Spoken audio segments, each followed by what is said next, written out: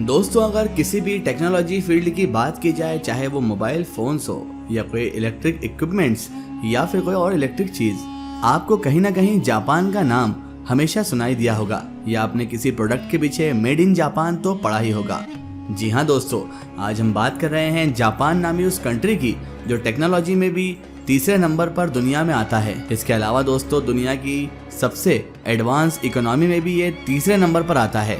दुनिया का सबसे हेल्थीएस्ट कंट्री यानी कि सबसे स्वस्थ कंट्री, जहां पर दोस्तों 90 साल के बूढ़े लोग भी आपको चलते फिरते दिखाई देंगे, एक्सरसाइज करते दिखाई देंगे। Zero crime rate, top quality education और जबरदस्त रहन सहन का तरीका, स्टैंडर्ड ऑफ लिविंग, ये सब चीजें जापान को रहने के लिए एक आइडियल कंट्री बनाते हैं।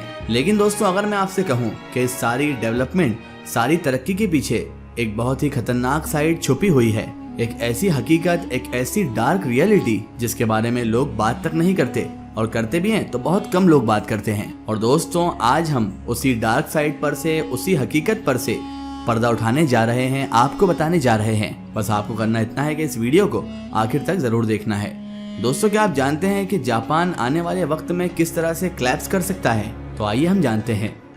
दोस्तों, ये बात तो आप काफी लोग भूल चुके होंगे।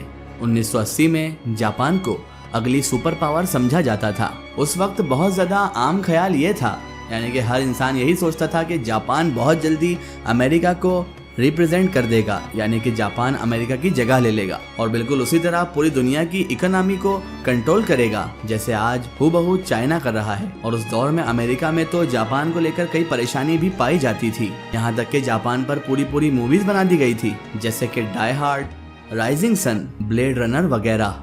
उसमें साफ तौर पर दिखाया गया था कि कैसे जापानीज कॉरपोरेशन पूरे अमेरिका को टेक ओवर कर लेगी। और इस खौफ की सबसे बड़ी वजह वो थी कि इनकी बढ़ती हुई जो इकोनॉमिक ग्रोथ थी, जो पिछले कुछ सालों में जापान की इकोनॉमी रेट इतनी ज्यादा बढ़ गई थी कि जिसको देखकर सभी घबराए हुए थे। उस वक्त जापान का इकोनॉमिक सिस्टम जो था वो वेस्टर्न इकोनॉमिक सिस्टम से काफी हद तक बेहतर और स्ट्रॉन्ग भी समझा जाता था। जापानीज स्टॉक मार्केट जो थे वो बूम कर रहे थे। जापानी चीजें पूरी दुनिया पर छाई हुई थी, चाहे वो फिर गाड़ी हो, इलेक्ट्रॉनिक्स हो या फिर मेडिकल का सामान।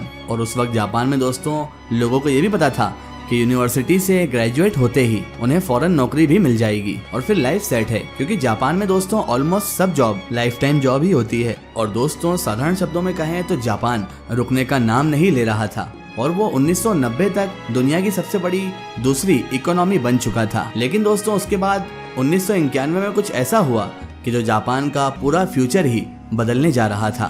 दरअसल दोस्तों, 1990 से पहले जापान एक ऐसा इकोनॉमिक बूम चेस कर रहा था जो जापान से पहले दुनिया की किसी भी कंट्री ने एक्सपीरियंस नहीं किया था। रियल एस्टेट ऊपर जा रही थी, स्टॉक मार्केट पिक पर थी, टैक्सेस मुसलसल पैसा छाप रहे थे और लोन लेना दोस्तों इतना आसान हो गया था कि बैंक्स जो थे वो ये तक नहीं पूछते थे कि आपको लोन चाहिए किस लिए। लेकिन फिर एक दिन दोस्तों यही बुलबुला फूट गया, ये सारा बबल जो था वो नष्ट हो गया। 1990 से 1991 के दरमियान जापान की जो स्टॉक मार्केट थी वो सीधे 43% गिर गई। जी हाँ दोस्तों, आधी से कुछ कम स्टॉक मार्केट गिर गई और अचानक ही स्टॉक मार्केट के गिरते ही रियल एस्टेट की जो प्राइसेस थी वो सीधे 50% ही गिर गई। और दोस्तों, लोन की अनलिमिटेड सप्लाई की वजह से लोगों ने लिटरली ज़ॉम्बी कंपनीज खड़ी कर दी जो कई साल पहले बैंकक्रप्ट हो चुकी थी, मगर बैंक से लोन मिलने की वजह से वो कभी बंद ही नहीं की गई थी। जापान का मार्केट इतनी बुरी तरह से क्लैप्स हुआ कि अब कोई भी वहां पर इन्वेस्ट नहीं करना चाहता था। जापान अब इकोनॉमिक टाइगर से सिक मैन ऑफ एशिया बन गया। लेकिन दोस्तों, आपने सुना ही होगा, ऐसी ऊंच नीच तो इकोनॉमिक्स में आती ही रहती है।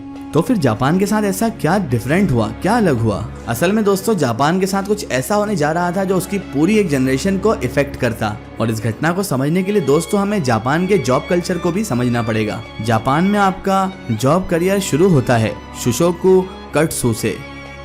दोस्तों, ये एक जॉब हंटिंग प्रोसीजर होता है जिससे हर यूनिवर्सिटी ग्रेजुएट को गुजरना पड़ता है। सारी जो बड़ी बड़ी कंपनियां होती हैं वो सिर्फ फ्रेश ग्रेजुएट को ही हायर करती हैं और हर कैंडिडेट को बहुत सारे इंटरव्यूज और स्क्रीनिंग से गुजरना पड़ता है। इस टफ कैंडिडेट को सारी परीक्षाओं से गुजरने के बाद उस संस्था के द्वारा, शुशिन कोयो के द्वारा, लाइफ टाइम जॉब मिल जाती है।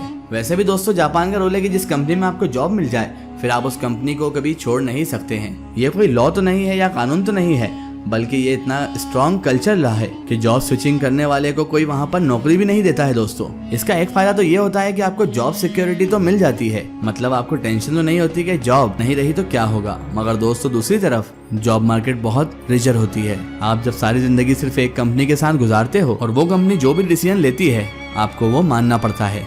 1990s में भी ये हायरिंग का प्रोसीजर था और दोस्तों यही प्रोसीजर आज तक चला आ रहा है। और आप अगर ये इंटरव्यू प्रोसीजर ना सॉल्व कर सको तो समझ लो आपको अब कभी जॉब नहीं मिलेगी, क्योंकि दोस्तों ये एक ऐसा दरवाजा है जो जिंदगी में सिर्फ एक बार ही खुलता है जापान में।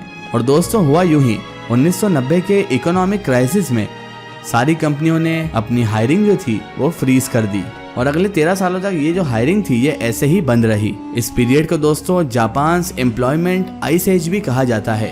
वो लोग जो 1990 में ग्रेजुएट हुए थे उनको अगले 13 सालों तक कोई भी जॉब नहीं मिली और सिर्फ 2004 में दोस्तों जब हायरिंग दोबारा खुली तो वही लोग जो उस टाइम जॉब ढूंढ रहे थे वो 30 से 40 साल के हो चुके थे और उम्र की वजह से कोई भी जापानीज कंपनी उन्हें एज अ फ्रेशर हायर नहीं करना चाहती थी, क्योंकि जैसा कि हमने आपको बताया जापानीज कंपनियां सिर्फ फ्रेश ग्रेजुएट को हायर करती हैं। और दोस्तों ये कोई छोटी मोटी तादाद नहीं थी, ये एक पूरी जनरेशन थी। तकरीबन 2 करोड़ लोग थे जो जॉब नहीं मिल पा रही थी। और दोस्तों इसी जनरेशन को लॉस्ट जनरेशन ऑफ जापान भी कहा जाता है। इस लॉस्ट जनरेशन के कुछ लोग तो अब लो पेइंग जॉब भी कर रहे हैं, यानी ऐसी जॉब जिसमें बहुत कम पैसा मिलता है। लेकिन दोस्तों उनमें ज्यादातर लोग ऐसे हैं जो अपने पेरेंट्स के साथ रहते हैं और उन पर डिपेंडेंट भी हो चुके हैं। मतलब 30 से 40 लाख लोग जो कि 40-50 साल की उम्र कर चुके हैं वो अब तक अपने पेरेंट्स पर ही डिपेंडेंट हैं। इनमें से कुछ लोग दोस्तों हिकिकोमोरी हैं, मतलब ये वो लोग हैं जो इस अरसे में इतने ज़्यादा डिसअपॉइंटेड हो गए कि उन्होंने अपने आप को सोसाइटी से बिल्कुल कट ऑफ कर लिया, दूरी बना ली। ये सारा दिन घरों में रहते हैं, पेरेंट्स के पैसों पर गुजारा करते हैं, ना कोई काम करते हैं ना ही किसी से कोई कांटेक्ट करते हैं। और यहीं से दोस्तों जापान की दूसरी प्रॉब्लम शुरू हो जाती है। दोस्तों जापान क्योंकि दुनिया के उन चंद कंट्रीज में से है जहाँ के लोगों की उम्रें बहुत ज्यादा लंबी हैं। जापान की 30% आबादी 60 साल से ऊपर है और इसीलिए दोस्तों जापान को सुपर एजिंग कंट्री भी कहा जाता है। और इस सुपर एजिंग पॉपुलेशन की एक बहुत बड़ी वजह है दोस्तों, और वो है वो लॉस्ट जनरेशन जिन्होंने फाइनेंशियल स्टेबिलिटी ना होने की वजह से कभी शादी ही नहीं की। और इसी वजह से वो यंग जनरेशन जो इन 2 करोड़ लोगों ने पैदा करनी थी वो दुनिया में आ ही नहीं सकी। सोसाइटी की एक्सपेक्टेशन पूरी ना करने की वजह से आज ये लोग बिल्कुल कट ऑफ रहकर रहते हैं। इनमें से कितने ही लोग दोस्तों सुसाइड भी कर चुके हैं और कितने ही दोस्तों डिप्रेशन में भी चले गए हैं। इन लोगों की इस हालत का असर सोसाइटी पर भी है, क्योंकि इन लाखों लोगों की अभी जॉब होना थी और वो सारा पैसा वो इन लोगों के ना जॉब करने से नहीं आया। जापान की जो करंट गवर्नमेंट है वो अब इन लोगों को लेकर काफी गंभीर दिखाई दे रही है और वो कोशिश कर रही है कि किसी भी तरह इन लोगों को अपने पैरों पर खड़ा कर सके। लेकिन दोस्तों फिलहाल की बात करें तो इन सब में अब तक जापानीज कंपनियों को, जापानीज लोगों को इसमें कोई कामयाबी हासिल नहीं हुई है और उसकी वजह है वो रिजेक्ट जॉब कल्चर, जिसमें सिर्फ फ्रेश ग्रेजुएट को ही हायर किया जाता है और फिर सारी जिंदगी वो उस कंपनी को छोड़ भी नहीं सकते। हर साल बहुत सारे लोग जिन्हें ग्रेजुएट होने के बाद जॉब नहीं मिलती वो इस लॉस्ट जनरेशन में शामिल होते जा रहे हैं। फिलहाल दोस्तों आज के हमारी वीडियो में बस इतना ही। अगर ये वीडियो आपको पसंद आई है तो इसे ज़्यादा से ज़्यादा शेयर कीजिए और इसे अपने फ्रेंड सर्कल, अपने रिश्तेदारों तक जरूर पहुंचाएं। इसी तरह की इन्फॉर्मेटिव हिस्टोरिकल वीडियो के लिए हमारे चैनल को सब्सक्राइब कीजिए और पास में दिए गए घंटी के आइकन को जरूर दबाएं ताकि हमारी आने वाली हर नई वीडियो की नोटिफिकेशन आप तक पहुंचती रहे।